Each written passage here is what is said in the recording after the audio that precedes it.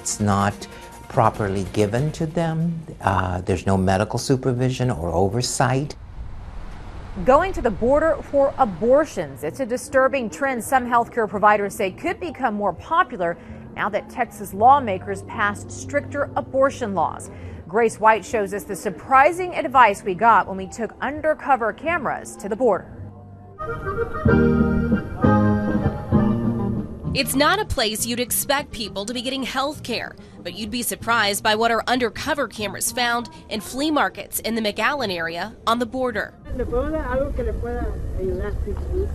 Vendors gave us medical advice about abortions and directions on where to find pills.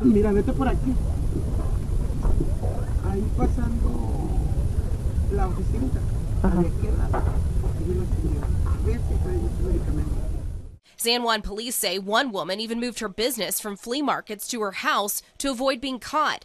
But eventually 44-year-old Hilary Garcia was arrested. Investigators found thousands of pills in her possession, including ones used for abortions. I've had friends here that got pregnant at very young ages. 18-year-old Hilary Garcia is now in the same situation. Do you have any questions for me before we hang up?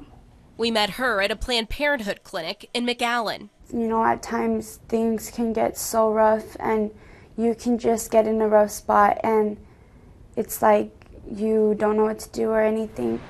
Down the street, one of the few abortion clinics in the Rio Grande Valley has stopped offering abortion services. Whole Woman's health officials say they're fighting a new law in Texas that requires them to upgrade their clinics and get admitting privileges for their doctors at nearby hospitals. It's going to have a major impact to the women in the valley. Critics say more restrictions on abortions leaves women in South Texas with fewer options, making a trip across the border to a Mexican pharmacy more appealing. And we know of women who've had hemorrhaging for months, and some maybe even have had ruptured uterines because of the medication. Patricio Gonzalez is the CEO of Planned Parenthood in Hidalgo County. He was so concerned about the medications women were bringing back from Mexico, he sent staffers across the border to try and purchase abortion pills. One gentleman charged her $60 and told her to take up to 29 pills, 30 pills. Another one went to another pharmacy. He gave her and charged her $80 and says take 10 pills. This is one of those drugs that is really dangerous if you don't know what you're doing.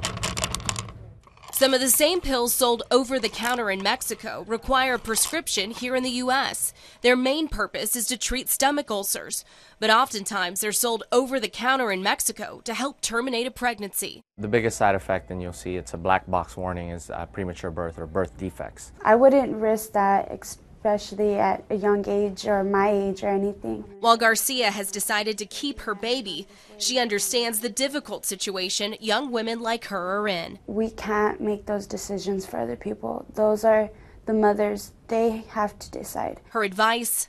To get help. Not everybody has support. It's when you don't have support, Garcia says, women turn to flea markets and Mexico for help, not realizing how dangerous it can get. Governor Rick Perry says the new abortion law will improve the quality of care women receive. Supporters say people have been buying medications in Mexico for years and will continue regardless of how laws change. Grace White, Fox News at 9. Planned Parenthood and other abortion providers have filed a lawsuit against the state over the new abortion law. But the courts have ruled that the abortion law will stand until a full hearing happens next year.